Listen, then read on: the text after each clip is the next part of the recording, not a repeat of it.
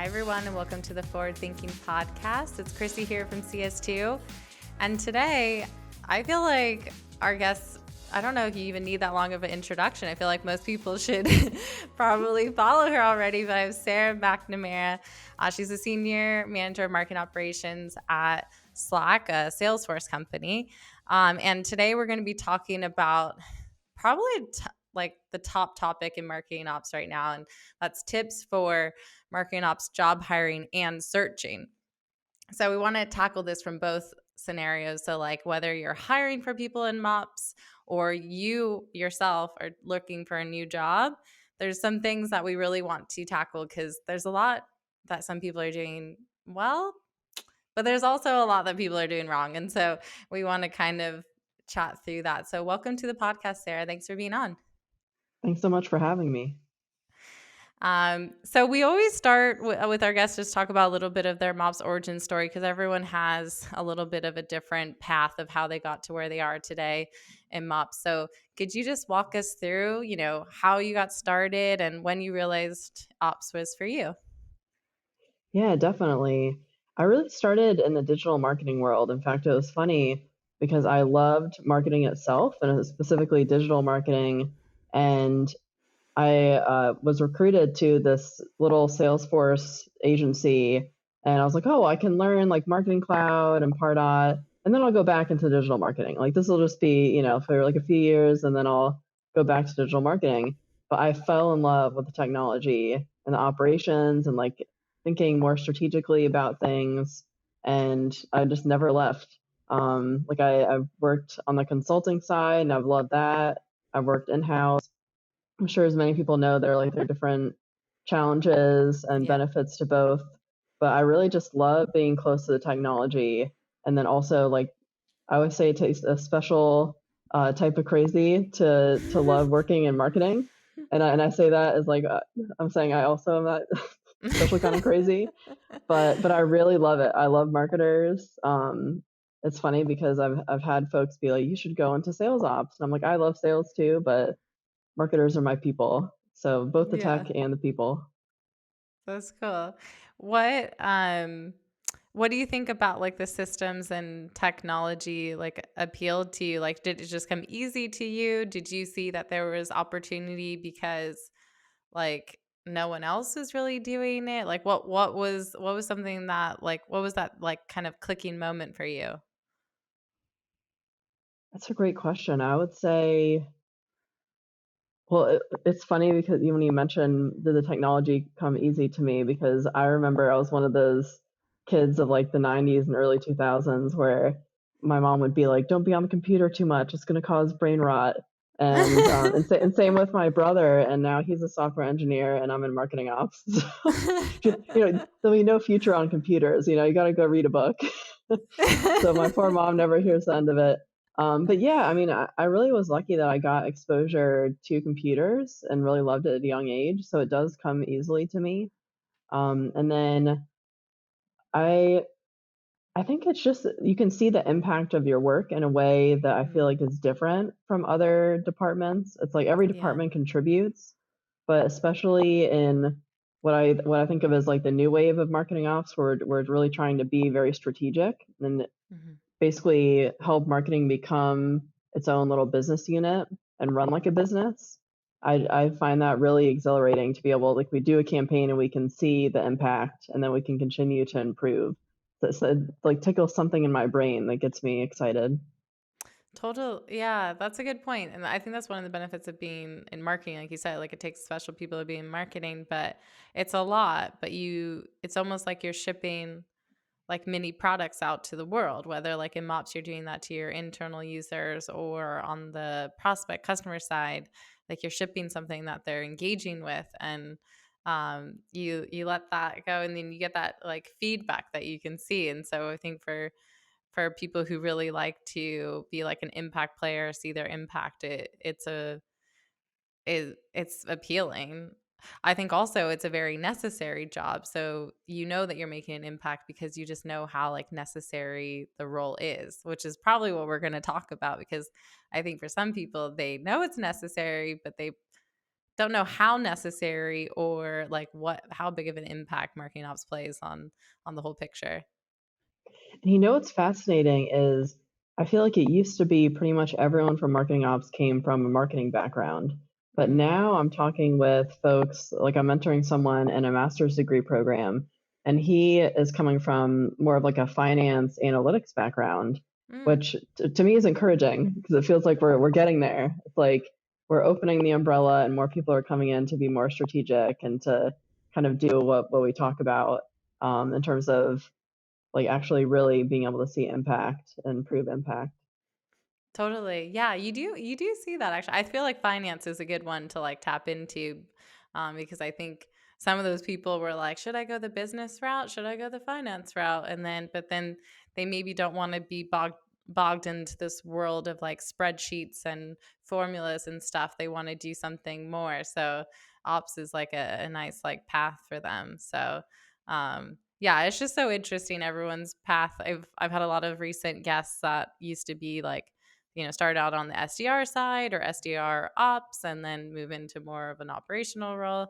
And so definitely everyone's path is not so linear. And I think a lot of people are seeing opportunities out in this space because there's a lot of jobs out there to be had.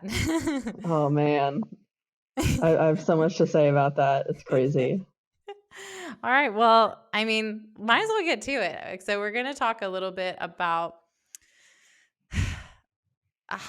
marketing ops job hiring and searching. So I feel like the first thing we want to tackle is just hiring and talking about what employers are doing wrong when it comes to hiring, because I think we could probably talk about what people are doing right when we go into job searching, because I think we could talk about, okay, what are some of the things that you should look for when you're looking for a job in MOPS, and a lot of that ties to what people are doing that from an employer standpoint that's working well. But I really want to dive into what they're doing wrong. And I think you and I have talked about this at length, which is just one to one.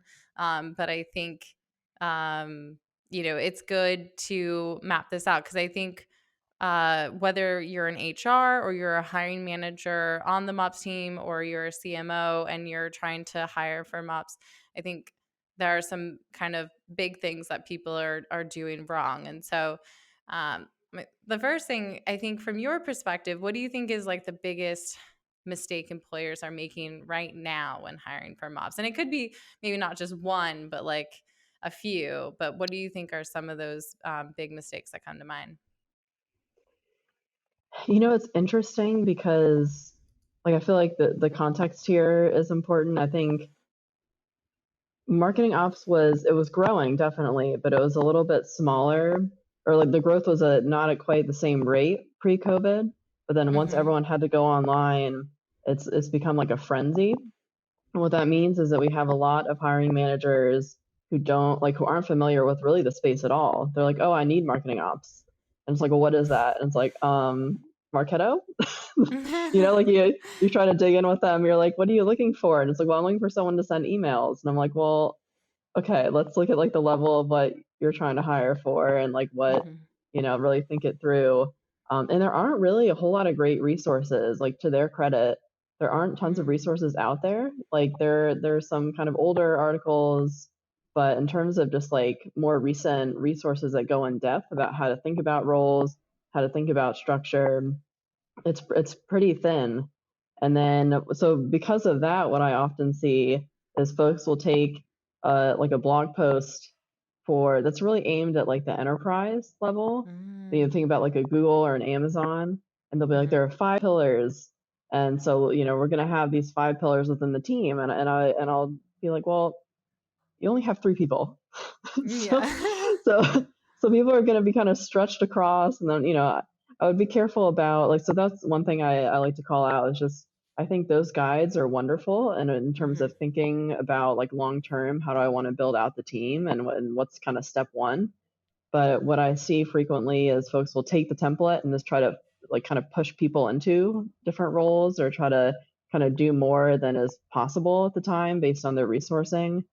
So really think about things from, okay, what is step one? I mean, I'm not going to automatically have the 5 pillars, I can think about that in terms of like what do I want to grow into, Mm-hmm. and that helps with that, like the planning. But if you only have a handful of people, thinking about what are these people's skill sets and what are their strengths, and then what do they want to do career wise? Like, what are areas in which they want to grow that we can provide that opportunity because we don't have as many people, that they can kind of have more of like a breadth of experience while they work at this company. Um, and then job listings are like a whole other topic, I feel like, within Yeah. themselves. But I call it the CVS receipt effect, where it's like Mm-hmm. they list so many things, and I'm like, okay. I always tell people, list everything that comes to mind. Like, do kind of like a brain dump of like, here are the things that ideally like we need, and then if it looks like a CVS receipt, then go back to the drawing board and be like, is this 2 or 3 roles, or is this we hire someone and we get them really good agency support? But like, it Mm-hmm. can't just be one person. Like, if it's a CVS receipt, it's just not going to work. That person's going to be unhappy and they're going to leave. Like, it's just, I tell people it's basically a fact. So just be like, conscious of, a list isn't as simple as someone logs in that day and they just go flying through a list of tasks. Usually, depending on what they are, there's a lot more to it. Like Yeah. sending the email isn't just creating and sending the email. It's working with marketing on their creative pretty frequently, looking at the legal aspects of things, looking at segmentation. So really think through all the steps that it would take, and that's something to talk with applicants about too. Mm-hmm. Because there aren't a whole lot of resources, definitely have that open dialogue about how do you feel about the job listing. Do you feel like this is something that would be possible, or what kind of resourcing do you think you would need? And having that door open for people to be like, oh, like I think I could really be excellent at these things, these like 5, 10 things, but then I would need support to do these other things. Totally. I think the big thing that you mentioned there is like just having more of an idea or a structured like role, and then being realistic around, is this a one person job or is it two? And I'm thinking about like what's going to set this person up for success, because I think um having that CVS, receipt of things to do is not going to set up that person for success if you're thinking they're going to do it on their own. Um, and then also not taking into account like how big is your team? Like how many people are they supporting? Like you can't just, if you have the plans to bring on this ops person, like also playing into like what responsibilities are they doing, but like how many teams are they interacting with? What's the size of that? And is that even realistic? Because I see that as a big miss for companies. They're like, oh, we hired a marketing ops person. Check. Okay, now let's go hire 20 other marketing people and assume that person's going to stay afloat. It's like, no, that's not the way it works. It's like as much tech as you're adding, but as much people in marketing that are doing marketing that you're adding, you need the extra op support to really support them. Definitely. And it's funny too, because even the way that people think about that, I feel like is a bit skewed. Like they think, well, I have these many marketers, and so then I need, like a certain amount of marketing ops people. But then I think they forget that marketing ops frequently collaborates with sales ops, Mm-hmm. sales, Yep. customer ops, customer success. They might be helping with like board presentations. Like there are so many other groups that need a lot of attention too. So definitely think about that as well, in terms of like it's almost like a pie in terms of each day or each week or each month. Like, how much is each group going to need of that person's bandwidth, and then being realistic about that and being Mm-hmm. open to feedback. I think sometimes people kind of have wishful thinking, and then even when folks try to give them feedback, they're like, they just aren't super open to it. But Mm-hmm. what I find, especially in our industry, I don't really run into too many people who are nasty or negative. Like people generally are very like, I would say, generous even. So if Mm-hmm. they're Yeah. giving feedback, they probably really care and they're trying to help you. They're not trying to kind of like deflect anything or do anything funny. So definitely, have your ears open to feedback on. I think people are trying to help you. Like I've had friends who have gone through interview processes and who have, just tried to give. They're like, hey, this isn't for me, but here's what I would tell you in terms of if you're trying to attract certain talent, maybe tweak your job listing or be more realistic about the amount of people it will take. So I definitely would take that feedback to heart because people mean well. Totally. I think yeah, that's interesting. I think um marketing ops people I think are like even like they're pretty when we say stuff, I feel like we really mean it. It's not like we're very like used to dealing with like stress and different personalities, and so the feedback is coming from a good place. Yeah, totally. You mentioned the CVS like receipt, and that's actually something that I thought of when it comes to like red flags that you as an employer might not thinking about like the role or team properly. But like, do you think there's any other red flags that come to mind? Like even the way that employers talk about the role or the way they go about like uh levels of experience or anything like that come to mind that you think like, oh, that seems like they're probably not doing this right? Oh man, how much time do we got? um, it's interesting because I've had some peers where there seems to be this practice now where companies who are hiring their first marketing ops hire, and you really think more about like startups usually are kind of in this Yeah. category. Mm-hmm. They will open it as a marketing ops manager position. Then they'll realize, oh, like the people that attracts are too junior. So they'll make it Mm-hmm. senior marketing ops manager. And then it kind of continues to go up the ladder. But I don't necessarily, like, you don't see the job itself change. And then I'm like, well, wait a minute. So either the leveling was way off from the beginning, and you really were, like if you look at the job description, it really was describing a higher level role, or Mm-hmm. you do need to change, the different tasks or things associated with that role to match the level of experience you're looking for. Because I think companies are like, well, I want someone who can come in and just do all the things, especially as the company scales, but then they don't think about the experience of that employee and of that Mm-hmm. person and what is their career trajectory and like what are they looking to do. Because someone who's going to be attracted to a marketing ops manager role is going to be totally different than someone who's going to be attracted to like a senior manager or director level role. Like they're going to want different partners to work with, tends to be a little more strategic versus tool focused. So really, think about that and then have an open dialogue with the people that you interview with. Or even I always say to recruiters, even people you reach out to, if they're like, no, I'm not interested, but here's why. I think what you'll find is a trend of people being like, well, like, if I'm going to be a director, I don't really want to send emails. Or, Right. maybe I'll do Yeah. that for like the first month or two while we figure out kind of what the team would look like, but it's like not something you want to be stuck with because it's Mm-hmm. just not really at the right level. Some people might love that. I'm not saying it like that's totally great, but I think typically you're going to see people are going to be like, well, wait a minute, that's not quite the level that I'm looking for. Mm-hmm. I would say another thing that I see frequently, um, what was it? There was something about,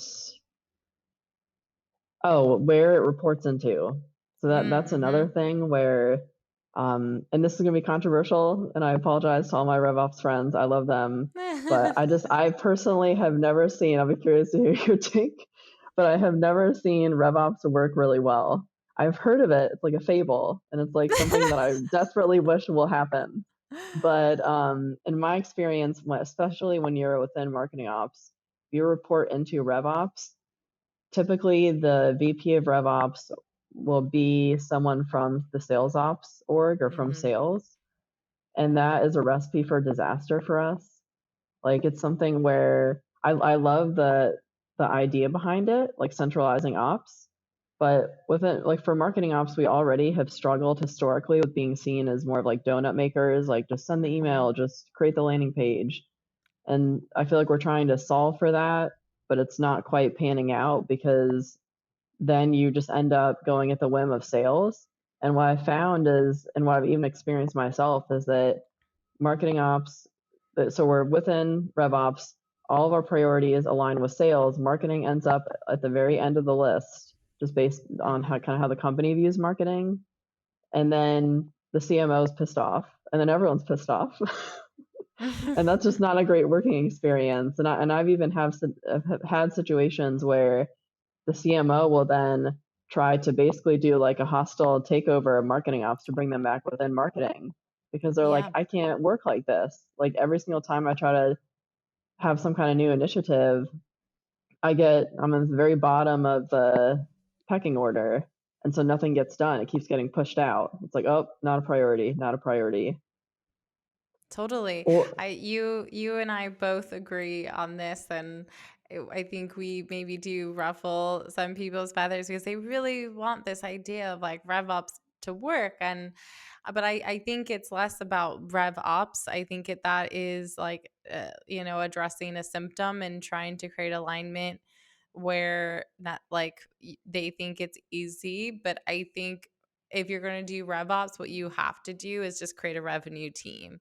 And there's nothing wrong with creating reporting structures that make the most sense for people's role, but then still setting a culture where people are working like cross functionally together and working, updating together and meeting together.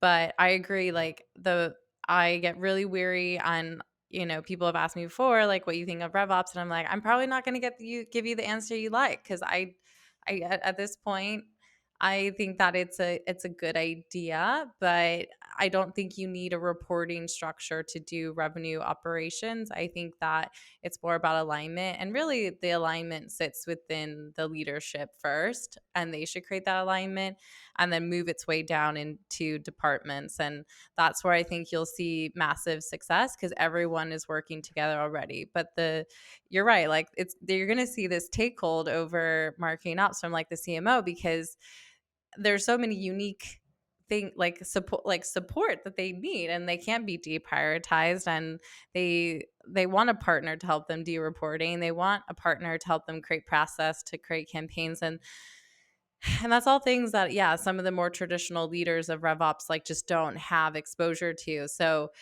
I'm sure it can be done, like potentially, but I do think that it ends up being a dotted line to that person, and then that person kind of loses out because they lose the relationship with their manager because their manager doesn't really understand their day to day. But then they also feel like distant from the person and department that they're supporting. And they're really the people that can provide impact on how well they're doing, give them good feedback, do better review structure, create a path for them. Because marketing ops folks could end up being strategic, like VPs of marketing one day, or even a CMO, because they have that insight into all of marketing. So I 100% agree with you. and so yes, 100% stamp of agreement there. I would say the other thing in terms of reporting is I, depending on your level, obviously, but if you're like the lead for marketing ops, I think that's better to report into the CMO or someone very close, like maybe like another Yeah. like level below. I do see roles where like you're reporting into like a senior manager of demand generation or even a VP, and it's like depending on how the team is structured, that can be kind of tricky in terms of like career growth because you kind of hit a Yeah. ceiling and then you're stuck, and it's like either you have to leave or you're just stuck there indefinitely. So I definitely try to look at, and I also I read into that, to be honest with you, about how that organization thinks about marketing ops, because if they Yeah. have all these other marketing leaders at the level right below CMO and they're all like a council together, and then marketing ops is kind of like this little group off to the side, then I Mhm. just feel like that's not the best situation to be in. Like, you kind of want to be on an even playing field where you can collaborate and have like be in those conversations, and not in a way where it's like, let's just invite our friend over in marketing ops. It's like, oh, this is a part of our team. Like, this is another stakeholder.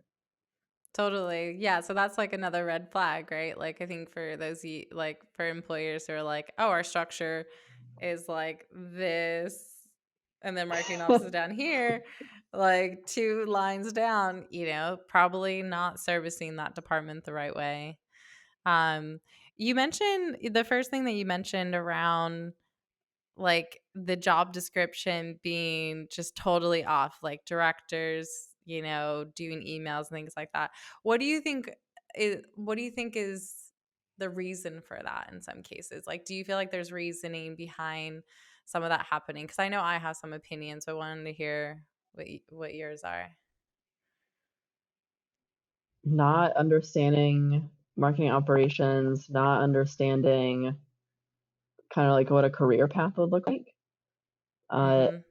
and then I also think, what's that old startup ideology that there's like that? I think it's less frequent or less common now, but it used to be in job descriptions, can do less or can do more with less. And I feel like Yeah. that's still kind of like the vibe, though. It's like, well, maybe we can get a director who can like lead the team and figure out the future strategy, but also they can do the campaign execution, and also they can do the Mm-hmm. collaboration with other teams, and also it's kind of wishful thinking. Mm-hmm. Or like, What's I'm looking for a Jack or Jill of all trades. If your job description starts with that, you should probably run. I just try to warn people, and I totally get it and respect it. A lot of people love to do like a combination of all those things and they thrive Hmm. on it, and that's great. For people who don't feel that way though, I'm just always so wary of like, oh, you'll be sending emails for just the first few months, because I've had so many friends who they've just gotten stuck with it. And then Yeah. even worse, what happens is like they'll join a startup and they're like, oh yeah, you'll be the leader, and then it's like, say it's like the tool is Marketo, and so it's somewhat specialized in order to use it. Hmm. It's like, oh, you're really excellent at Marketo. Like, oh, you're a Marketo champ. Yeah, we'll hire someone else who like isn't as good at the tools to be the leader, and they'll work with the executives, and then that person gets screwed over. There's a term for it. I can't remember it, but it's like, you know what I'm saying? Like, oh, you're Yeah. gonna put in the work, and then you're gonna get to be the leader of marketing ops. Oh, well, you're really good at that, and we're worried that we So, can't find someone else who can do yeah, just it. get pigeonholed. Yeah, and you get stuck. Like that's something that I've Hmm. been told time and time again from folks who are more senior who have been in the industry for much longer. Is they're like, just don't be too attached to any specific tool, and don't like Totally. associate too closely with it, and just be careful about things. And I'm sure in marketing ops a lot of people are familiar with this, like, oh, we just need to do it this once to get this out the door, and then it's just a workaround once, this won't be ongoing. And we all know that like typically that means it's going to be ongoing. So be careful on what you agree to. Make sure that you make it really clear, like, if you are going to accept a role like that, this is, what is the hiring plan, and can we hire an agency, and can you commit to that, versus like, oh yeah, soon. And it's like, well, when is soon? Yeah, totally. Um, and I think a big part of it too is like the company really struggles to hire. So then they're like, let's just keep making it more appealing. Let's make the title higher. Let's make the pay higher. And then you hire this like really expensive, really, you know, well-to-do like resource who has this amazing experience, and then you're like, go do our CMO reporting, go send out the emails, go manage our data that's a mess, go work with sales ops and figure out our tech deck, go, it's like, and they're expected to do all these things, and they're like, that person, it feels happy coming in because they're like, wow, I was able to get this salary, I was able to have all this title, this responsibility, but then the world comes crashing down because it's like, yeah, we paid you a lot because we actually like wanted to hire 2 people but we couldn't, so you're going to be that one person, but don't worry, you're going to be paid really well. So but then they're working, nights and weekends, and like just really feel like they can't make a true impact and doing things that are just not like too junior for them. And I think that's the sad reality of what we're facing right now. And companies like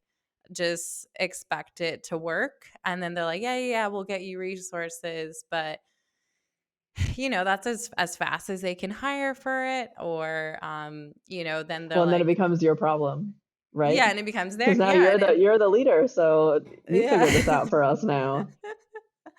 Totally. Yeah. So I tell people like, yes, pay is like a really good thing. Yes, title is a really good thing, but also be realistic around, like you said, like, okay, if you're a director of marketing ops, like, and you want to get there, but what's going to be my real role? Like, what's my team look like? You have no team and you're a director.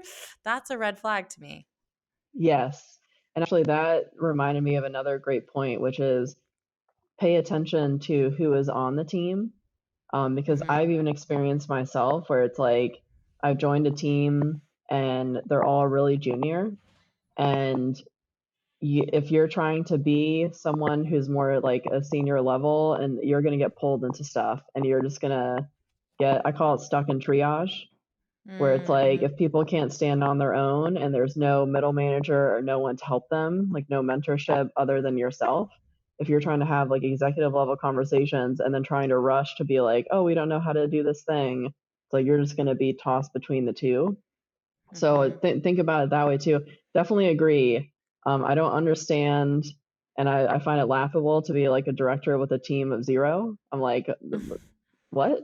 So you're a high paid person with a team of zero. Um, and then if you do have a team, just pay attention. And I say that with a lot of love. Like I think there's a lot of value in hiring junior people and training them, like tons of Totally. value. And I try to encourage teams to do it, but just be realistic about what that's going to look like and what you're signing up for. And that would be a conversation to have with the hiring manager. Like if I'm stepping into this role, here's where I see a challenge. What can we do? Can we bring in an agency to help mentor?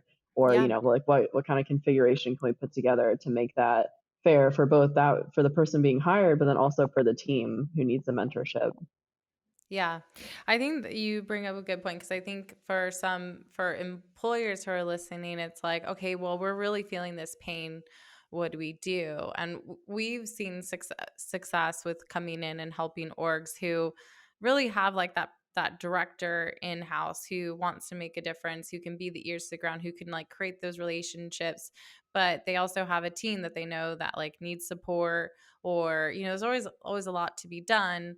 It's hard to get projects and heads down work done when you're trying to navigate all these people and relationships and firming up like your roadmap based on feedback you're getting. So we find that it's a really good like mentorship opportunity working with an agency because you're learning a lot, but also even for that director, because it's like the agency can also mentor them, like how can you like based on these conversations, this is what you should go to your cross-functional leaders with, and this is how really what a roadmap should look like, and these are the conversations actually you're missing out on, go be in them, and really acting as like another external kind of mentor and champion for them. And that's something that we definitely do at CS2 is like do both of those. And we've seen, I was actually just thinking about this morning, like a lot of our clients over the years have gotten promoted and have these amazing like career paths that they've had. And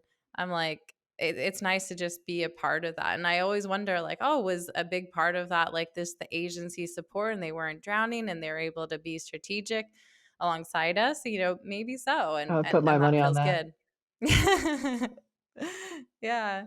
So I think that definitely look to agency support. It's not always in the cards. You may not have like the budget or anything like that, but it can be super helpful to your marketing ops team because there's also just so much that you like can do, like you said, like that. It's also the CVS receipt, but also there's that line item and like these are all the tech we need you to support, blah blah blah blah blah blah. My new thing recently is technology is like a car. If you don't have the pit crew, if you don't have someone to drive it, it's just another car. Like it's not Yeah. going to get you very far. And you can try to get someone in there who might not know how to drive it, but then you're going to like run into a tree or you're going to like run off the road.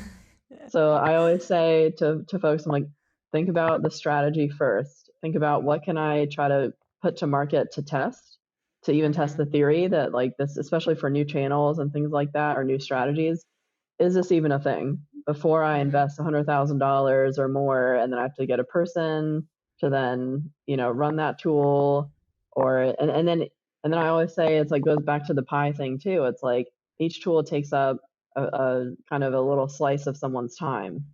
So Mm-hmm. think about it that way too. Do I want to add another priority to this person's list, versus these other priorities that they're working on? Do I want to throw in like 5 other random tools that someone wanted without a strategy, without a way to measure impact?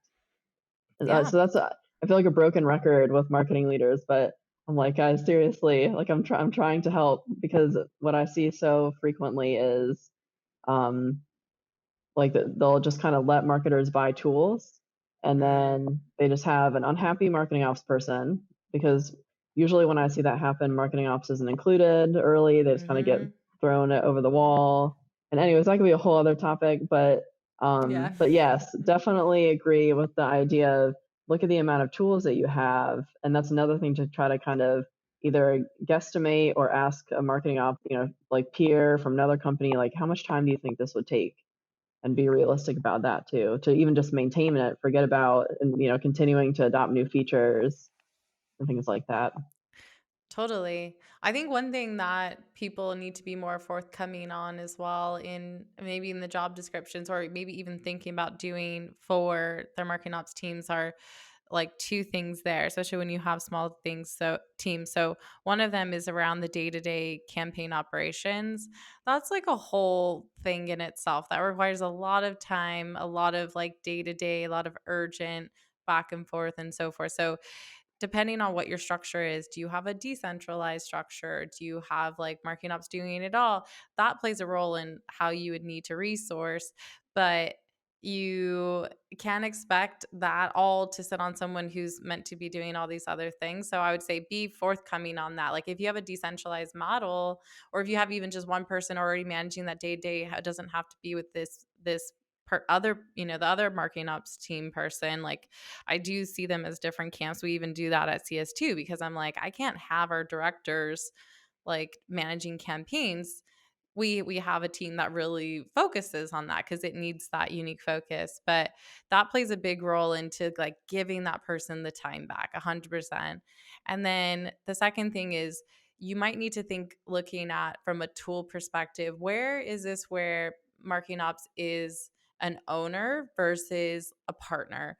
And there might be cases, yes, like, oh, cringy, like, what? Oh, we're gonna have people outside of MOPS owning a tool. Well, that might need to be the case, because like this one person can't manage it all. And yes, they need to be partners with each other, and there needs to be some governance. But being forthcoming of like, okay, but a demand gen team actually is going to be managing this tool, and making that clear distinction, because I'll often see like, okay, we got Sendoso, a direct mail tool. Amazing. Cool. Who owns it? Who's setting up those touches? Like who's actually creating the strategy? And honestly, you know what happens here, Sarah? And I bet you see this too. The demand gen team then is like, okay, go create us a strategy. How do we use this thing? Like, when do we use it? And it's like, no, no, no, no, no, no. That should have been determined before we bought this tool, which I know is a whole nother topic in itself. But that's just like, we need to like put more onerous, I think, on the teams that are actually selecting these tools then to manage it. Yeah, and what's interesting is that brings up something I've been thinking about too. Like I was talking with someone the other day about how hiring, like the way that you hire marketers can also have an effect on your marketing ops team, and kind of what kind of resourcing, and like kind of like you were mentioning, like who owns what and things like that.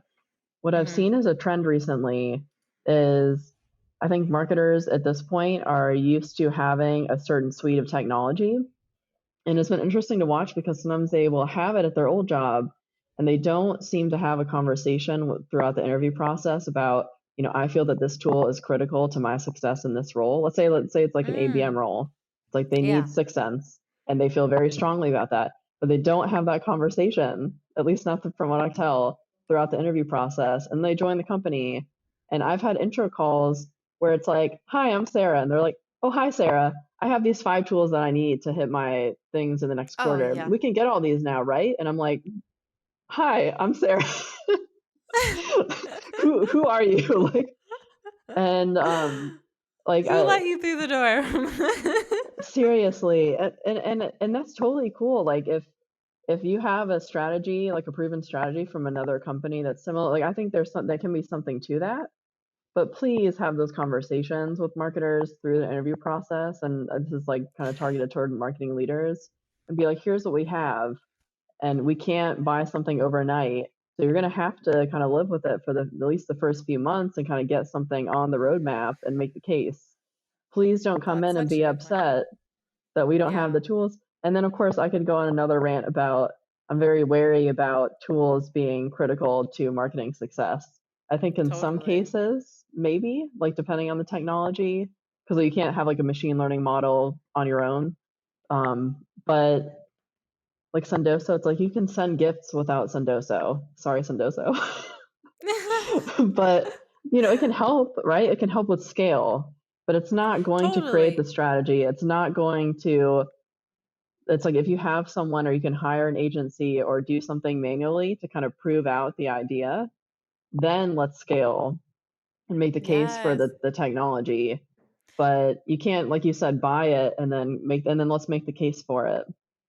Yeah, I mean, I tell our clients that, and our rest of our team does. And I think they're sometimes shocked. They're like, wait, wouldn't you be so supportive of like technology? I'm like, where it's necessary, where we can have support, where it's going to like really play an impact. But I'm like a less is more, because the more things you hook up, the more integrations, the more things that people need to manage, the harder. And so it's really looking at, okay, what's our go to market strategy?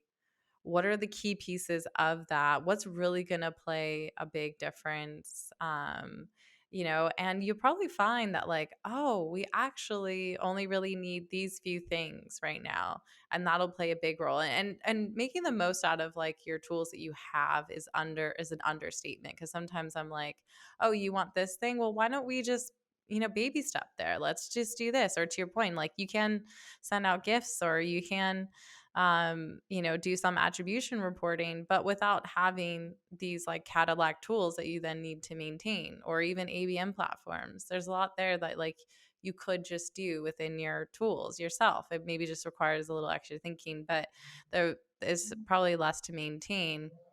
And then also you don't feel like you have to scrap something because it didn't get its due diligence. So it's like didn't become shelfware. And that always looks really poorly on the ops team, but really like the ops team wasn't involved at the beginning for that. So yeah, I think that's such a good point of like on the other side with like marketers, because I feel like from an interview process, and I want to actually talk about that a little bit um, if we have right now, but like the interview process on the demand gen side or marketing side definitely should have probably the same or more due diligence than what the scrutinous like due diligence that people are doing on the MOPS side. But yeah, one thing I've seen you post about on LinkedIn, and for anyone who doesn't follow Sara McNamara on LinkedIn, you definitely should, because she posts amazing content there, so relatable for people in MOPS. And but you've mentioned before companies like requiring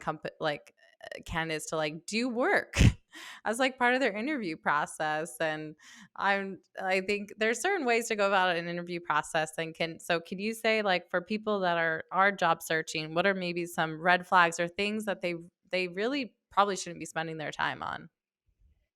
I always say with projects specifically, and I'm going to highlight that first because that seems to be the new trend of this year and maybe a little bit of last year.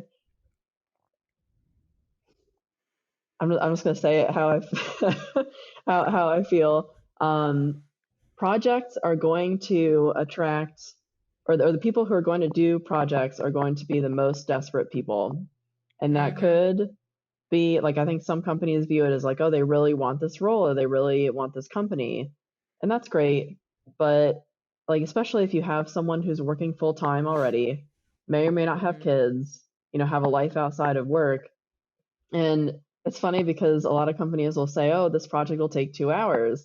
And I have never, so many people have DM'd me about since I've made that post being like, they always say 2 hours. It's like 20 hours. Like, but if you really Oh want to my do a good gosh. job and like do a reflection of your own, like work, like have a good reflection of your expertise, it's going to take a long time, and not everyone has that time. I find it, especially for more like entry level roles, I find it to be like the opposite of inclusive, I guess exclusive. Because if people, again, if they aren't in a great economic place, it's like they're not going to have the free time to be just like doing tons of free work. So I think that's Totally. something to think about even more holistically. But I always find that it just sets the tone. If someone's already asking me for free work, then I'm like, this is probably not the place for me.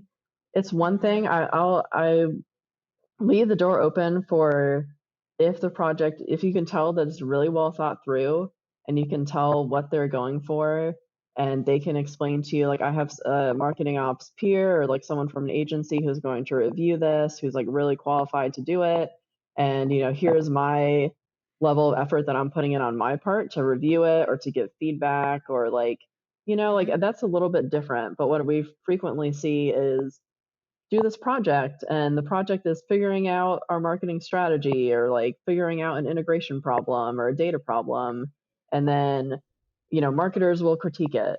And again, so much love for marketers, I think they're brilliant, but it's just, it feels weird. It's like having someone who's not a software engineer do a technical interview for a software engineer. It's like, it just doesn't really feel like it's going to be a great experience for like probably Yeah. either party. And it's not really going to Hmm. get them what they want if they really are trying to evaluate the talent. I always say, if you're unsure or you don't feel like you're qualified, reach out to someone like yourself, like, or your agency. Like, if you already work with a marketing ops agency, they probably have someone who's qualified to give a technical interview, or to at least kind of suss out, have like a casual conversation. You can usually suss out through conversation if someone knows what they're talking about or not. Like, I Hmm. usually will talk situationally about things, and it's like, as you kind of go deeper in the conversation, you can tell if someone's backing off because they're not really sure or confident Yeah. about something, or if they can keep up with you and they're like, yeah, and like they really kind of get it. And the nice thing about that is that, number one, you're getting to know them better, and it's a lot more personal versus like Hmm. impersonal, like, do this assignment and then send it over the wall to me. And Hmm. then, and you get to really know them and how they think versus something that's like a written assignment. And then also, it's a mutual thing. So there's mutual Hmm. respect over people's time and their effort and their expertise. So I always try to Totally. encourage that. Um, and I say, if you really are open to doing a project, ask them who else is in the mix at this point. Like, am I one of two candidates who are really strong, and this is the final step to try to really kind of suss out who's the best fit? Because that's totally different from, there are five candidates, or, oh, we use this to screen people out. It's like, no, I'm not spending hours to be screened out. No thanks. Or even if you feel like No. you won't be, but you get what I'm saying. Like, I Yeah. don't want to invest that time at the very beginning. Totally. Yeah, at CS2, like one of the things that we find have found useful is like it takes like 10 minutes, but we already did our due diligence of like listing out like kind of like a self-assessment, and it literally is so easy to just like click click click click click click click, and like then we have like three like, or I think it's like two open-ended questions that can be answered in like two sentences. And but the thing that's helpful about the assessment is it helps make the interview, like that detailed interview, just more targeted, of like, okay, let's focus on the areas where this person highlight as like being really good strengths for them, and then weaknesses. So then we can talk through, okay, well, what's the reason for those weaknesses? Doesn't mean you're not going to get this job. It just means like we go into it informed and have a conversation around it. And I find it like makes the interview just more productive so we can move fast, because I think one of the things too in this market, and this is for employers but also for candidates, like I still hear from candidates, oh, things are moving so slow, like I didn't hear from someone for like a week or two or like a week and a half, and I'm like, or I've been interviewing at this company for like 5 weeks, and I'm like, were you the reason why it was slow, or was it them? And they're like, oh, it's the employer, like I didn't hear from them. Like, in this market, if you're complaining about hiring but that's your hiring process, you probably need to rethink, like, how can we make this process quicker, because someone's going to hire that person like that's quicker than them. So but I think it makes everyone's time is precious, so like that hour just like really fruitful, because you're not just like, so like, where do you want to be in 10 years? It's like more, you can maybe have some of those conversations with people as you're getting to know them, but like, not in when you're like down to it and you're like, okay, we want to hire you for this job. Like that's where you should be like more pinpoint. So I find that assessment is really useful, but it takes like someone who really understands the role to create an assessment like that, and the hiring manager to be really thoughtful. And so I almost even say if someone's sending you something that's kind of like that, it probably means you might have a really skilled boss that's hiring you. If they're, and so like also I would say a red flag if you're in an interview process and people are asking you questions that you're like, they haven't even once asked me about like the actual things I'm doing day to day, like probably doesn't mean that like you're going to have a manager that really truly understands you. Totally. And I always say, like, it was funny, I feel like a few years ago, while marketing ops was growing, it was still like you kind of had to try to find roles, whereas now the tables have definitely turned where it's more of declining roles. It's like, no, this isn't it. No, this isn't it. So I always try to encourage hiring managers. Like, this is definitely, if not an even playing field, it's almost uneven towards the candidate. So what that doesn't mean though, because sometimes people jump to like, well, I'm going to paint the prettiest picture possible, and I'm like, that is just going to lead to churn. Like that person's going to leave because you're painting a fantasy that's not going to come to reality, and then you're kind of also starting that relationship based on a lie, which is never a great situation for trust, which is really important in our roles. But be realistic, but then like you said, respect people's time, respect their expertise, make it a priority. If you're hiring and you're saying urgent need, then why, don't make the interview process take a month or 2 months or sometimes even 3 months, I've heard. It's like, and be transparent with people about, if it's not a fit, just try to just be thoughtful about letting them know, they might know someone who, and let them know why, try to give them some feedback. And they might know someone who could be a better fit. It's not always personal. It's not like, oh, you're not a great fit, so therefore I hate you. I think a lot of people would be like, oh, okay, like I don't have experience in this one thing. That's cool. Like, I'll keep my eyes open for someone who does. Totally. Um, and that actually brings me to another point, which is so many hires are happening based on personal referral. So it's Mm, interesting to see a lot of job listings aren't even hitting the market. It's just based on network. Like people will reach out to someone that they know who then will know someone mm-hmm. else. Um, so definitely be aware of that, and that goes on both sides. So that means if you Totally. if you post a job posting, most likely someone knows who worked in that role before or knows you or knows.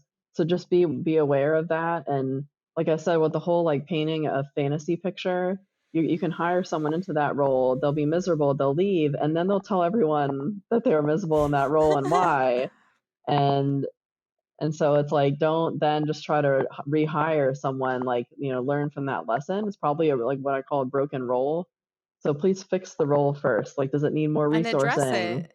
Yeah, and Yeah. address it in the interview process, I think. Like be like, yeah, like paint that. It doesn't matter if it's not a pretty picture. Like let them know like what went wrong, and why you think that they will actually be maybe more successful, or why things are or how things are changing.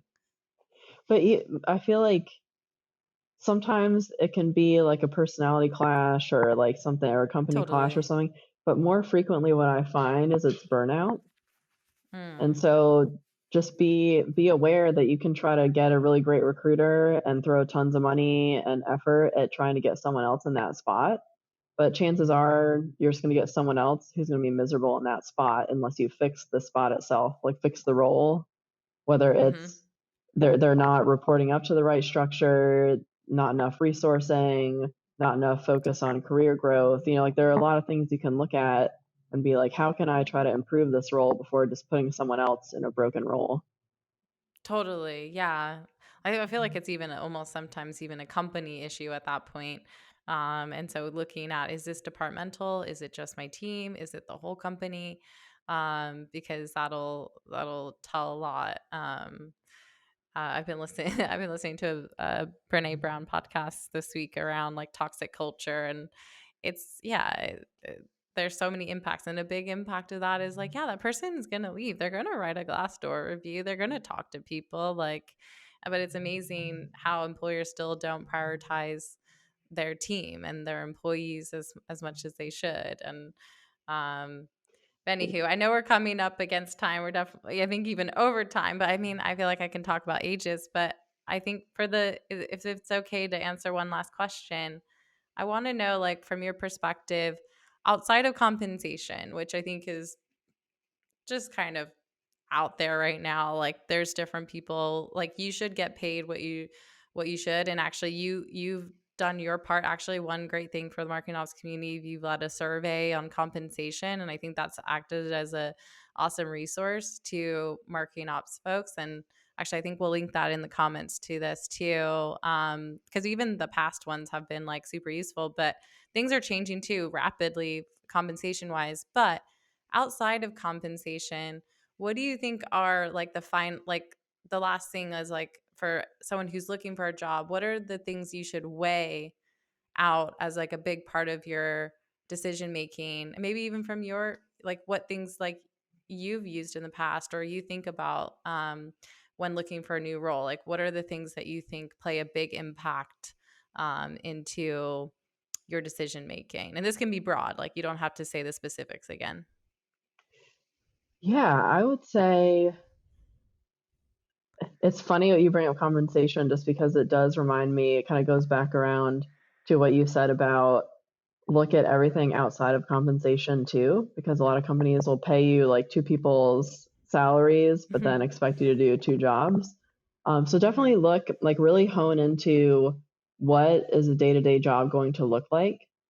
And I think that can give you answers on a lot of things, like how involved is this manager? If they have no idea what someone was doing previously in this role, if they kind of struggle, it's like, okay, that tells me something about them as a manager. Um, Totally. I would say look at the teams that you're going to work with. If they're only having you meet with marketers, I think it's a red flag because either that means they don't have a great relationship with sales and customer success. Usually that's it, actually. Yeah. It could be that everyone else is really time constrained, but usually I find it's like sales ops wants to meet with you because they also have leg in the game on, like, Totally. they're going to be working closely with you. So make sure you meet with sales ops and understand who those personalities are, how they feel about marketing ops. Do they view it as a partner? Do they view it as an adversary? Hmm. And what they've experienced at the company. Because I also find you can glean a lot from that. If sales ops is really Yeah. unhappy, red flag. Um, Hmm. if sales ops has been outsourced overseas, red flag. you know, like so Yeah. that can tell you a lot. Um, And how well you'll be able to do your job, because there's so much of a partnership that needs to be there. and I really try to dig into the nitty gritty on like how do you source software, how do you think about marketing ops, and I'll ask different kinds of personas within marketing. So it's like, the person trying to hire you, oh yes, we love marketing ops, we value them. But then, you go and talk with someone who's just like an everyday marketer and they're like, oh well, they send the emails, and it's like, okay. Like someone might be painting a rosy picture like we mentioned. So Yeah. just getting a few different perspectives, even if it's the same question, just to see if there is a variation on how they answer based on their role. That'll give you an idea. But really try to get to like what is this job?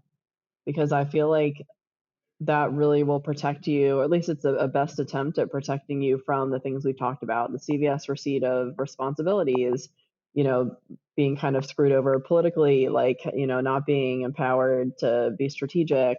You can pick up on a lot of those things that way.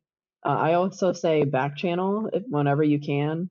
And of course, some people are just, it's like, sometimes things just don't work out and someone didn't love a company because they didn't love the industry or like they just wanted to Yeah. change, but definitely find that out if you can. And I'm always open, like when people reach out to me about jobs that I've had or companies I've worked for. So I try to, that's like a great network where you really can find out like, really what's happening versus the pretty picture that someone might be trying to paint as they recruit you. And I always say just be really careful about, or be really cognizant of your experience throughout the interview process, because I think that sets the stage for the relationship. If they're asking for tons of stuff, but they aren't offering a lot, they don't have, they haven't done their research on what compensation should look like. They aren't really sure what the role is. Oh, we don't know if we're going to hire a team. Oh, we don't know what the future would be for this role in, like 3 years based on like current revenue, whatever. Like, that might give you a little bit of a hint that they aren't too invested in that. They just want you to come in and fix the problems. So if you're down for Totally. that, that's cool. But I find that those things can give you at least your best attempt at understanding what really is at play. Totally.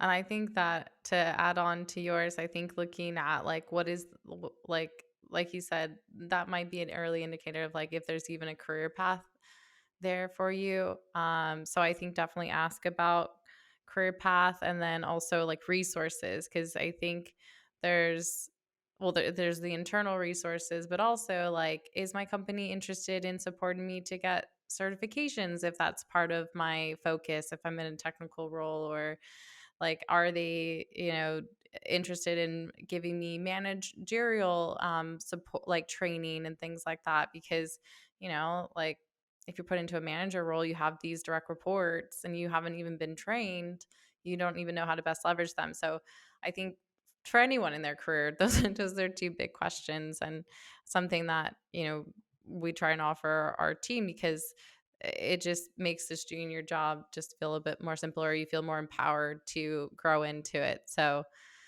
um yeah but And a few more tips. I always yeah. try to say, especially for women, understand that, especially in this job market, probably more than ever, you have so much value. So please I always say ask for more than you're comfortable with because it's a Mm-hmm. negotiation and women tend to undershoot or like I call it self-negotiate, like they'll negotiate with themselves before they negotiate. Like, please ask for like what makes you uncomfortable and then let them come back to you and give a sense like here's what we're comfortable with and let's start from there, not from you negotiating with yourself. And that goes for everyone, but I tend to find that women tend to do that more frequently. um, Totally. and then for everyone, marketing ops, like I can't even begin to explain the level of desperation that companies have for marketing ops talent. So please find a company that will value you, that will give you a career path. They don't always have all the answers, but at least you can usually tell if they're willing to talk about it and really think it through and partner with you on that. Make sure they give you resourcing. This is the time, if there's any time, to ask for the things that will help make you successful. And you can always frame it on this is what will help the company be successful. Like, this is not just about you, it's going to help you grow and stay with the company and contribute. So please ask for the things. Let them tell you no, but ask for them. Yeah, it's always better to ask. Like, there's no hurt in asking for sure. And on the negotiation side, definitely. And I do see that women, like men, 100%, I've seen negotiate more. And yeah, like some employers can't stretch and they might not be able to meet your number, but they're gonna likely come back with like a compromise or something, uh, you know, that they can come to. Maybe it's a signing bonus instead. Like, who knows? There's a lot of things in this market that you can find if it's going to get you to a place where you want to be or if it meets like your goals. And so, definitely be your own advocate. Like, it's not just like, okay, I'm going to accept this offer. It's more like, okay, this is like our starting ground and let's talk through it if it's not meeting exactly what you hope for. Um, but yeah, all of this has been amazing advice. I think we could probably go on another hour, and we will likely will need like a follow up on probably the other things that we talked around of like what is really hurting people in ops today and where we need to expand. But I just want to say thank you so much, Sarah, for joining us on today's podcast. And for those of you who want to follow Sarah, we'll link out to follow her on LinkedIn. And also, I think, link some extra resources that we talked about. And if you enjoyed this podcast, feel free to share it with your colleagues and friends, maybe even the hiring manager at your company. I think it would be super useful. Tag all the And we'll CMOs you know. yeah. Honestly, I think this should just be our PSA for CMOs and required listening before hiring in marketing ops or moving forward in the market. And so, but yeah, thank you so much. It was really really enjoyable and I think really useful for our listeners. So Thanks so much for having me.